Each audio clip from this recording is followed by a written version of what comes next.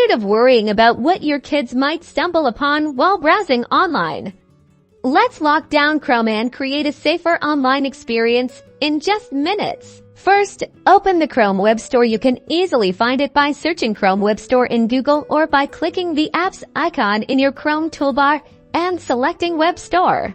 Now, in the search bar, type BlockSite. This is a great extension with a free version specifically designed to block unwanted websites. Find the BlockSite extension with the green shield icon and click the Add to Chrome button. A confirmation box will pop up. Click Add Extension to install BlockSite. Once installed, you will see a BlockSite icon appear in your Chrome toolbar. Click on the BlockSite icon. This will usually open the BlockSite Settings page in a new tab.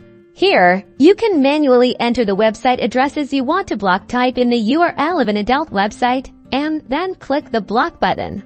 Add as many websites as you want to the blocked list from now on. When anyone tries to visit these sites on your Chrome browser, BlockSite will prevent access and display a blocking message. And that's it. You've successfully implemented a simple yet effective way to block adult websites in Chrome, offering a safer and more controlled browsing environment. Subscribe for more quick tips.